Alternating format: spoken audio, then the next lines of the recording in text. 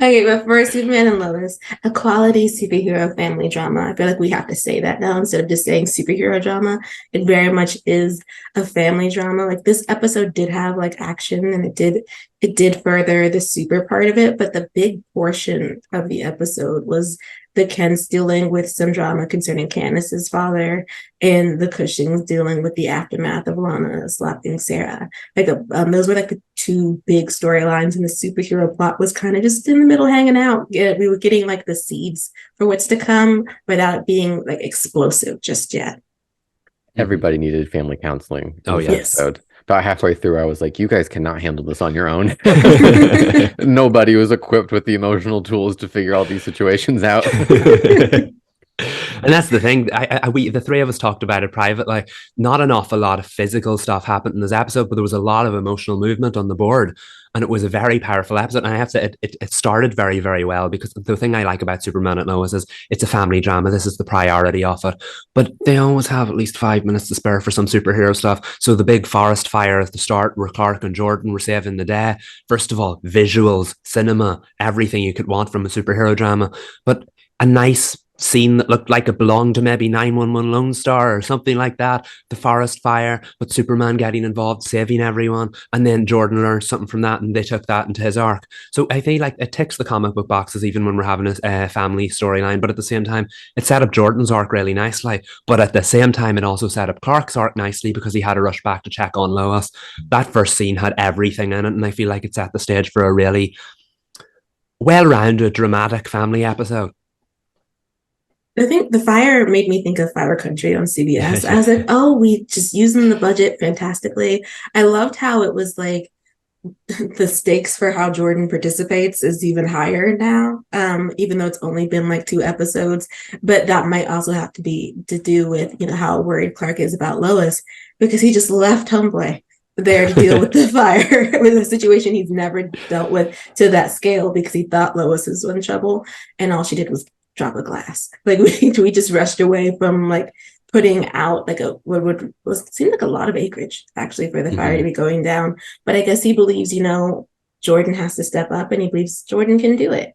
And I mean, not to skip to the end for Jordan, but he got a super suit. Jordan's going places as far as the superhero story goes. That was nice. I feel like he's slowly earning, and I'd like to see a little bit more of that story play out on screen, because like in the first episode, Clark was like, you're not ready. And in this episode, Clark's like, you're totally ready. And I know that's down to him trying to balance everything going on. But I mean, we never heard about it again. So unless it went horribly wrong, I think Jordan did exactly what he was supposed to do. And again, it set up Jordan's arc with Sam really, really nicely, because I feel like we're starting to see the beginnings of Jordan's superhero story. It kind of took a backseat in season 2, and I feel like we're now back on the track here as he figures out whether he wants to be a superhero and everything. And Sam Lane's always an interesting character to pair those the teens off with when they want to do something good, because he's like, you have to be a full-time superhero and all that. I had issues with their storyline, but I mean, like, we'll get into that. Do you want to say anything about that, Reed? Yeah, I'm no Sam Lane stan. I'm just not. But these kids mouthing off, I've about had it. It was a lot. I mean, to really say that to your grandfather, who is a general, to be like, you don't know, like, do you know what heroism is? I'm like, yes, he does. He's been doing it longer than you have. You put out a fire.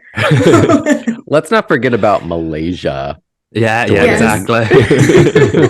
It all went horribly wrong. That could have turned into a tragedy if Clark didn't get there. Just that, what was it? A construction beam that was falling? Whatever was happening, Jordan made it worse. I know that much. He tried to laser it. I got it. As it's like all falling down. And this time he had it, and it went to his head. Now, granted, it was part of that was because his grandfather wanted him to change who he is as a person, and I feel like Jordan's identity is kind of wrapped up in his hair. Like it makes him stand out from his brother in ways that isn't just him being more emotional than John tends to be. And I get, like, he's a teen, he wants to be able to express himself, and his curls are part of his expression. So for his grandfather to be like, actually, a military style cut would be nice. Can we do that so you can hide your identity? Would brush up against. That didn't make sense to me, because even if he cut his hair, people would still recognize him with his haircut, right? I think it's Oh, go ahead. I was just going to say, I think it's because it would be if it's a more generic haircut, it would have been harder to identify him. But like that wouldn't have worked if you saw his face. Like regardless of at the end of the day, the hair could hide his face. We didn't want to talk about that storyline. I feel like there are plot holes in it. Yeah, But like hats exist. exactly. I will say I did have an issue with that storyline. While I totally buy that Sam would have been like that, he was the one who came around in the end and was like, you know what? We shouldn't change who you are and your identity if you put so much emotional weight into your hair, like so many young people do. And that was a real moment of growth for Sam Lane, which I didn't expect in this episode because he didn't have much role. My issue lies with Clark and Lois. They usually let the kids be themselves, and when Sam wades in and tries to change something, they're like, "Sit down, Mr. General." This time they were like, Sam's totally right. And even if he was right in theory, he did kind of like ambush Jordan and taking him to the hairdressers just to get it done without consulting him, without talking about it. And maybe it's because Clark and Lois's hands are full. I feel like they would have been the ones to figure out that he didn't want to change what he looked like or didn't want to change his identity instead. But when Sam Lane does it, it kind of made them look worse in hindsight. I know they're juggling a lot, but I feel like the show did not want to tell that story, so it quickly moved through it because Clark and Lois are such good parents, and there is one scene I'll get to later that they are phenomenal in. I just feel like this storyline needed if they wanted to do what they wanted to do with it, I feel like it needed a bit more room to breathe, and it kind of undermined Clark and Lois in that, if that makes sense. It does. I think though that this, if they wanted to play like secretly, they had wanted to cut this child's hair for a while now, but they were letting him express himself. So now this is just the excuse to be like, well, your grandfather is right. Maybe a little trim. But it also just depends. I mean, the way that this is framed, it does feel like they didn't have all the information. They have the information that like Jordan was rude when his grandfather suggested he should cut his hair. But I don't know if they knew that they were already at the shop and he was basically being ambushed and told that he needs to do this.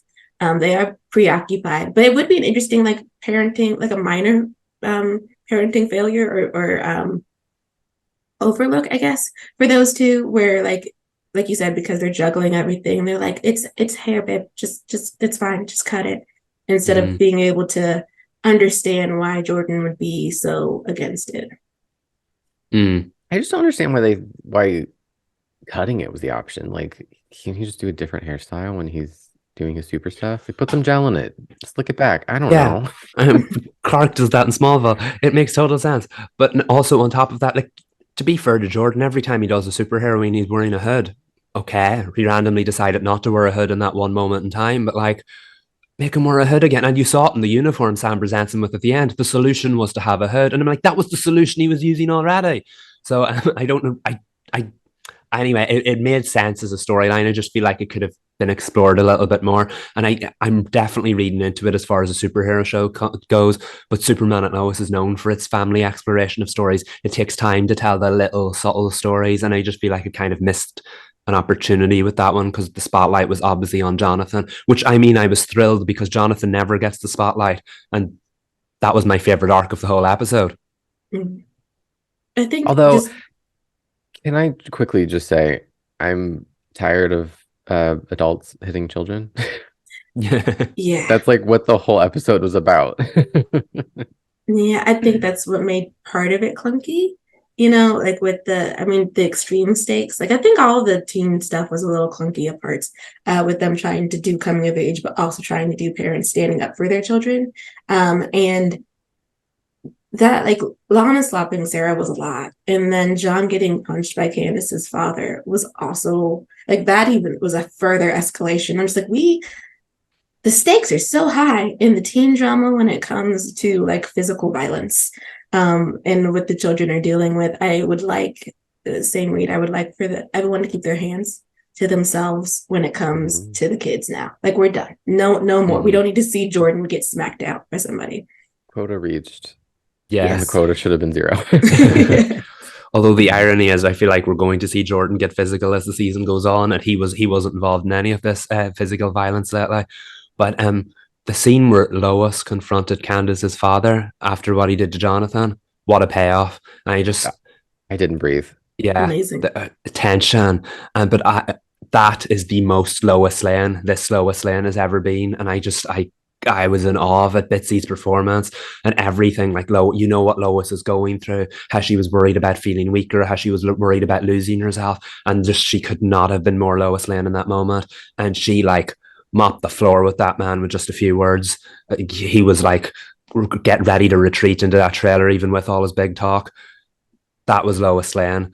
And I couldn't have been prouder of Bitsy in that scene. But what a moment, the tension, the build up, it set the stage. Candice's dad got dragged by everyone in this episode, and it was deserved. I hate him. Me too. Yeah. Like the flashing of his gun too, as if that was going to deter Lois Lane. I love how Bitsy's acting choice was to step forward in that moment rather than step back, which is what his character expected her to do. And she's just like, yeah, I'll deal with him and like you all the time. You don't scare me. As I said, leave my child alone. I love how fearless she was. She was clearly running on adrenaline or something. I think that isn't she kind of like takes a physical hit after that. She kind of is like tired. She was definitely running on adrenaline. And I also love, which I'm conflicted about how much I love this, but I love how much her sons and her husband are willing to protect and defend her. It's just so heartwarming to me. Like when he flashed the gun, the boys got out of the truck. Or was it a truck? I don't even know. It's a truck in my mind. They got out of the car and they were willing to like protect her. And she was like, I got this. But like inside, she was like, oh my God, I wasn't expecting that. But she showed no fear. She's just like, because she wasn't going to back down. I do love Jordan was like, I got this, Mom. She's like, no, you don't. Like, don't be getting all super honest. And speaking of getting all super honest, the fact is, I was like, where are we going with this? Because the way the show doesn't often do the same thing again. When Clark then went to pay this man a visit, I love when they throw in the iconic Superman lines, but like add a little change to them. Like, this is not a job for Superman. And Clark turns around and is like, oh, he won't be going. And then Clark went, and that was just pure Clark Kent. And what an intimidating, sweet, kind, iconic Clark Kent it was. I can't imagine that Tyler Hoechlin or Clark Kent, Clark Kent looks like Tyler Hoechlin. And that man, no one looks at him and is like, oh, he could take me out. Like, if I'm looking at this Clark Kent, and he's coming at me, and he's mad, I'm not going to try to run up on him like Candace's dad did. Like, why do the glasses really deter people from fearing him that much? It's like, I love it. It's so funny to me that like they can look at this statue of a man and they're just like, yeah, I can take him. No, it's like, sweetie, no, you can't. Even if he wasn't Superman, I would be terrified of Clark Kent. I think what's great about that too is it's just because like all of it is smoke and mirrors for him. Like he really is like golly gee all shucks. Like he's a big teddy bear. He is, and I think like the assumption is like, yeah, he's a big dude, but like he's not going to start a fight. So I love that the staging of this takes place at the diner in full view of other people from town. Like just in case you got it twisted about Clark, never stepped toward his family like this. Ever. It got real tense. And the way that he even tries, like, I don't want to embarrass you in front of your daughter. Can we just step outside? And when he wouldn't do, he's like, okay, well, then we're embarrassing you in front of your daughter. He gave him choices, and I don't know that man's name. He made all the wrong ones. Everyone in that diner was shook. They were like, oh, okay. We're not messing with Clark now. Kyle was like, even respect. Sarah took the earbuds out. She had them in. She was like, oh, here we go. And then at some point she was like, ooh, they were out. And she was taking note. And like they did a great job at building up the tension in the whole scene, because you didn't know how it was going to. We've never seen Clark Kent be this like violent or aggressive in public. And of course he conducted himself with class as always, especially when you're confronted by someone like that. But like they did a good job, because again, it's such a public stage. And then Lana and Sarah and Kyle were having their conversation in the corner, and you saw Sarah kind of like sat back into Kyle almost out of fear as in what's going to go down. But then when it did go down, Kyle was like, respect, Clark, respect. And it was such a good, like, I love the community of Smallville, and I love that they didn't see him any differently after that, even though they've never seen that side to him. They're just like, look at Clark go, and that's what we were all like when we were watching it. They handled business, and her father got to taste the counter for a little bit. And I love how after Clark finished, we went right back into like dad mode. And he's like, Mhm. look, I'm so sorry, Candice, but what's going on? If you need to stay with us, you can. Like, I was like, see, I love one of the reasons why I love Tyler Hoechlin's Clark is he's able to switch between the different personalities that Clark has, and he does so seamlessly. So I think it's like he comes in aggressive, he's angry, he's protecting his family. Once he's finished that, he handles business, switches it off, goes talk sweetly to a young girl because she knew how that would have affected her. And she's like, what? Candice keeps making excuses for her father, and I get it. But I'm also like, girl, maybe we should just don't apologize for him, but also don't be like, he takes care of me and he's just trying to like put food on the table. It's like, it seemed like he potentially harms you too. There's a line her father has about handling her or something that had like gave alarms for me. And I was like, no, we need to leave this house. Don't make excuses for him. He's abusive. If his means of protecting you inflict danger in your life, it's not protection. And sometimes I think that can be hard for some people to tell the difference between. So that's in that sense, it was relatable. I unfortunately. But yeah, I was like, oh, Candace girl, I'm gonna get you out of there. And the Kents did. So now it's gonna be interesting now that she's taking up a room in at the Kent farm, how that's going to go since that is John's girlfriend. Yeah, that's a unique dynamic. And we've always wanted more like dialogue for Candice, so I assume she's going to be around more often. But like with all they're going through, and of course now they're going to have to keep the secret of who Clark it really is and everything. I didn't see that one coming. It's such a subtle, like, oh yeah, you can stay with us. And you're like, yeah, that's what the Kents would do. But at the same time, it's completely changed the dynamic. Is Candace going to be in more of the story going forward, or are they going to have to protect their secrets around her? Of course, like now you have Jonathan and Candace under the same roof, and Candace doesn't exactly have the best relationship with the Kents after everything that happened last season. So I'm glad. I'm kind of glad with that one because it's changed things up. We've said how the Jordan and Sarah dynamic kind of dominated the Kent storylines. This is something different, and I'm looking forward to seeing how it goes. What's also going to be what was different this episode was Kyle and Sarah's dynamic because he's never actually had to be around her in the way that Lana is, and she was prickly with him too. Like in the morning when he's turning on, like granted he did turn the blender on while she was sleeping, but I don't really know what time it was either. And he's like, if you're gonna live here, you have to get up at a decent hour. And she's like, what's a decent hour to you? And he's like, girl, well, it's not whatever time it is right now. Is it like noon or something? Get I don't know, but she's never met a hand that fed her that she did not bite. I mean, I kind of had to respect it. Like that's dedication as a sassy teen. But points to Kyle for trying to sort out the situation between Lana and Sarah. But Sarah did not make it easy. And then, of course, Lana was overdue an apology after what she'd done. And that was the important part here. But I think we quickly saw that Lana regretted her actions. It was wanting to vow that it would never happen again. But Sarah certainly didn't help the situation because she kind of misled her dad into thinking that she did not give him the full picture before he went. And of course, you did have the typical family drama scene of, oh no, wait, don't go. But then, like, phones exist. She didn't try to call him. She didn't try to make up for the situation. And then when Kyle came in all guns blazing saying, you didn't tell me the whole story, she was like, And I guess that's kind of what Sarah does too much, if you know what I mean. I think we've seen it now, even in these last 4 episodes. She doesn't give the full picture. And then when the person around her either misunderstands or the situation goes horribly wrong because they don't have the full information, she's like, well, what do you want me to do about it? And I think that was important for Kyle to understand now that he was the one living with her. And yeah, I think it progressed well, the storyline. And like Reed said, commitment to the character. But, Sarah's a frustrating character for sure. So infuriating. And I don't know if that's like flawed writing or successful writing. I can't decide. For me, I mean, I think it just depends. For me, it's flawed writing, but I think that's because she's too far in the extreme of like Constantly.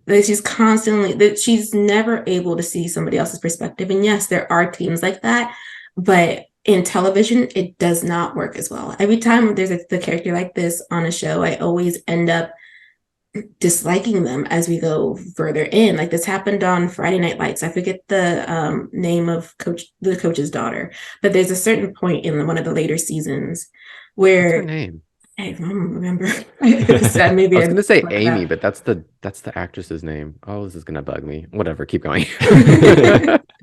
Julie, But Julie, Julie, right? okay, yeah, Julie.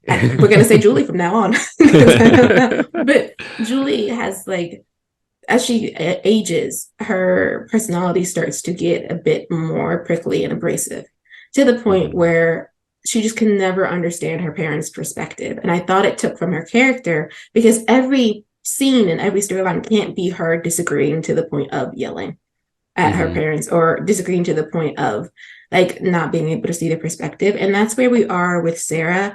I loved her scene with Kyle when he comes back from talking with Lana and when he realizes that, you know, him trying to tell her about her mom's perspective isn't working. Let me remind her that a year ago she tried to kill herself.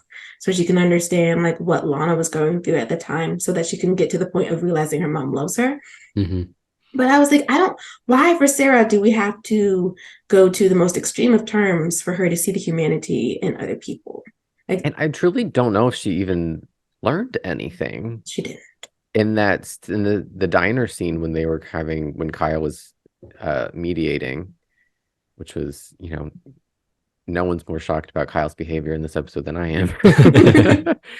um she when Lana apologized genuinely, Sarah looked to Kyle to be like, what do I do? Like, do I care about this? And he was like, he had to like force her into being like, girl, you gotta apologize too and accept it. And in that moment, I'm kind of like, did she learn anything? Does she care? Does she know? I wasn't sure if that got through to her. I don't know. She didn't apologize, which is that there was no I'm sorry or I apologize for what I said. She said I didn't mean it. And Hmm. that's as far as she got. And I don't think she even like realizes that what she said might not be true, that she didn't mean it, because I don't think she really cares. because as Yeah. soon as Lana slapped her, that was it for Hmm. Sarah. They keep pushing each other and pushing each Hmm. other and pushing each other. And I think it's going to take more than this diner scene of like Kyle thrusting the white flags in their hands and forcing them to wave them. It's going to take so much more for these two women to heal from this. Like Mhm. this was a huge like it opened a huge gulf between them. Like I guess I'm interested to see what happens next, to see what Sarah does. Because she's always a predictable, an unpredictably predictable mystery, if that makes any sense. Hmm. Yes. 100%. I think it's what's tough about the two of them is Sarah. Like, even if we take the slap out of it, it's the inability to see how stressed her mom is when it comes to her. Like, because a lot of Sarah's attitude that she had brought into the scene before the slap, also stuff that was happening in season one. Like she feels like I've moved past something, so you should move past something too. So when it came to the party, yeah, I didn't tell you. I didn't tell you I was going to Metropolis. It's a thing that happened. No one else got in trouble. I don't understand why I'm in trouble, and I want you to stop talking to me about it. Like that's her Hmm. attitude. And then like it's the same thing. It's the same reaction she had in season one when Lana, understandably, has trauma over finding her daughter had attempted to commit suicide, and she was the one there keeping her tethered to life until the EMTs could get there. And so she's monitoring where you're going. Yes, she's making sure that you go to your therapy sessions because you need them. Like, and Sarah prickled over it. She said, I can handle myself. Like, no, Sarah, clearly you could not because she found you in the bathroom. Yeah. Hmm. Like, so now it'd be like, no, you can't handle yourself because it seems like everybody in your friend group made the mature decision of telling their parents where they were. You made the immature decision of lying to me. And now I didn't even know that you weren't even in Smallville. You were off in Hmm. Metropolis.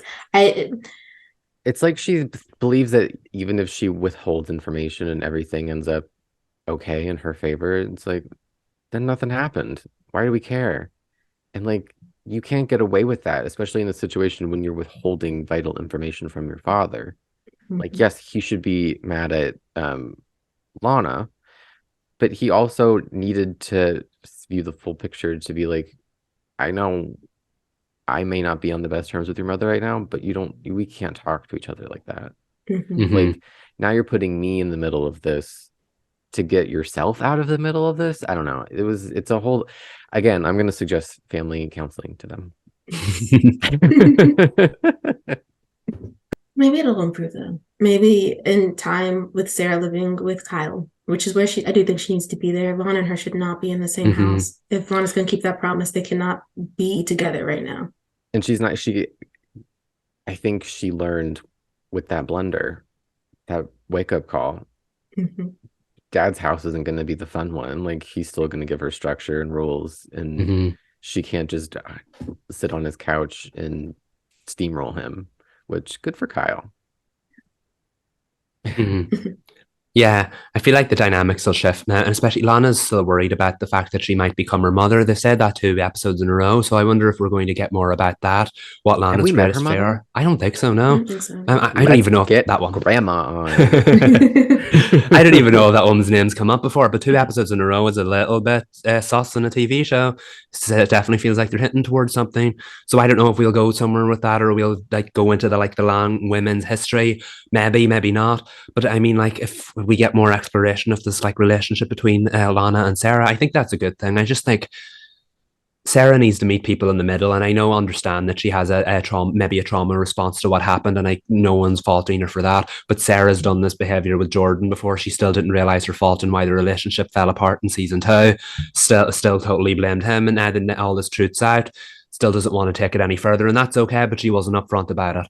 So I hope this season is a season of growth for Sarah. I think that's important. Yeah, we need to kick her. She needs to get out of the green table every week. We can't do this every week with you, girl. Before we move on to Bruno, though, I do have to say, if they do bring Lana's mom on, I want a stunt casting. I want it to be someone we're familiar with, or someone who was in a Superman property that the comics lovers are familiar with. I would love that. There's so many out there. Former Lana Langs or former Lois Lanes we can pull it from. Definitely. Yes, manifesting. But with Bruno, I like him as a villain. I feel like he talks so much crap all the time. And he is not afraid of them in their super suits. Like his scene with John after John saves his sister from this earth is just hilarious to me. He was getting choked out, and he still was like, I will attack your family in New Orleans. Don't try me. Like, you can arrive here in your suit, like, and you can threaten me, but I promise you, I'm going to win at the end of this. I think a lot of that's down to Chad Coleman's an excellent performance, because that villain maybe it's a bit too early to judge. We've only seen him in like 2 episodes. He could come off as a little one note because all he does is stand around and talk, but just the nuance with what Chad Coleman plays him, it just really comes across. And I love the fact that this man's out here antagonizing people, murdering people, killing people, experimenting on people, and when someone shows up to accuse him of it, he's like, get out of my office, how dare you accuse me of that? And like, but sir, you're literally doing that. And he's like, you have the gall to do this, you have the audacity to do this, and yet it's totally believable. You don't question this man, even though Lois continues to do so. So I think that's set up an interesting dynamic going forward. He's definitely the most interesting and a different villain Superman and Lois has done so far, and I think that could work out in his favor, because we've never had it. Well, I say we've never had a human villain. The last 2 villains were human until like halfway through the season when it was revealed that there's some kind of alien origin. I feel that they're not going to do this here, but perhaps Bruno is continuing to experiment on these people because he's sick and he's trying to find a way to to beat death. Who knows? And if that happens, we know rightly that halfway through the season, this man's getting superpowers. But I kind of hope they don't go down that route, because we have onomatopoeia or whatever that entity is to provide the superpower end of it. I was just about to ask what happened to Swirly Face Man. Yeah, exactly. No word of them this week. But I think Bruno got them to kill John Henry Irons of this earth, which is why obviously John Henry Irons is now trying to protect his sister. First of all, the moment where they met, he finally met a sister after these 3 years of talking about it. Beautiful moment. I kind of hope Dr. Irons continues to be in it a little bit more. But yeah, this was very much the subplot of the episode, but it was also the only action we got in it, and very, very compelling. It kind of furthered Bruno's arc a lot more than any of the previous episodes have.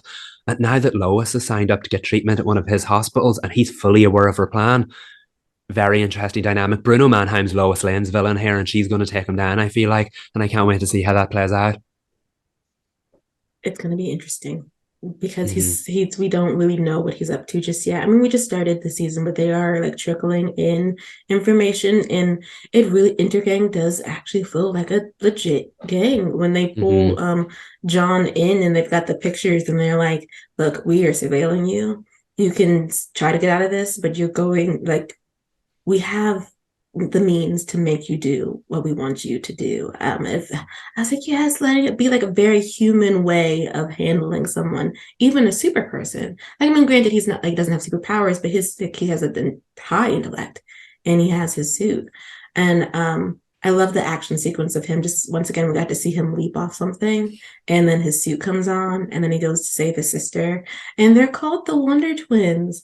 And I'm like, do we get to see it? Warner Brothers like completely killed that dream when they became Warner Brothers Discovery. So can we have Superman and Lois's more dramatic version? I'd love it. I'd love that as well. That was a nice little nod, and you're right. John went full Iron Man, jumping at the window and letting the suit connect to him when he came back in. I'm glad he got a moment to shine. He hasn't had much to do this season so far, even though at the end of last season, Diggle presented him with the storyline. So this is very much his story, but it's also Lois's story. And I'm glad he kind of held them accountable for investigating it without them. Yeah, there was a lot going on emotionally. And I know Lois, she was doing what she could. And if that hadn't happened, she wouldn't have found out that she was ill. But like it all came together in this episode. Again, not an awful lot of physical movement, but a lot of emotional movement in this episode. Wait, what was that funny moment Lois had? Not to completely change the subject. She was on the couch and Clark said something to her and she yelled after him when he left the room. And I was like, Bitsy, you're so funny. Do you remember what it was? I can't remember. Was it about the popcorn or was it about that scene? Or was it about the TV show they were watching? It's clearly the such and such who did it. Oh yes, yeah. I think it's that one. It was the father-in-law, she said, yeah. Yeah. I love when Lois gets to be unserious. She never stops investigating. And that was a nice like moment of levity in a very heavy episode. And they did have like little moments like that throughout. I even laughed at when Clark found out about his blood, that the DOD had it. And they were just trying to spin him a tale about how we're just a blood bank for you. And he's like, okay. And he just destroys it and goes about his business. Yeah, I'm not letting you keep my blood. I'm not a fool. Please. That man did not have time for that. He did not break a sweat. He had things to do and places to be, and he got it done. I love this season. It's like we have stressed Clark in a different way because he's like in his real life, he's just like stressed. He's like spinning so many plates. And I don't know. I think he's my MVP so far. Obviously, his name's in the title of the show, but I've just loved seeing what Tyler's doing this year so far. So much ground covered in 4 episodes, like so much complex, complicated. Ugh. I can't even imagine where we're going. Right, and this is how you seed in the big plot, right? Like, and still manage to do a lot of character work. I mean, there's so much character work that happens in these 4 episodes, and yet we still are very much intrigued with what's going on with Bruno and Onomatopoeia and the people they're resurrecting. There's a lot going on, and there wasn't an awful lot of movement on the board this week. But again, at the end of the day, they placed the spotlight on some characters. Like Chrissy wasn't in this episode, I don't think. Natalie wasn't in this episode, I don't think. But the characters that were in it, like John Henry Irons got his own full subplot all to himself. When was the last time that happened? So, I mean, we're moving in the right direction. And I know maybe this is the most critical we've been of an episode, but still a solid 9 out of 10. Superman and Lois never fails to miss and never fails to hit the mark. And this was just another example of that.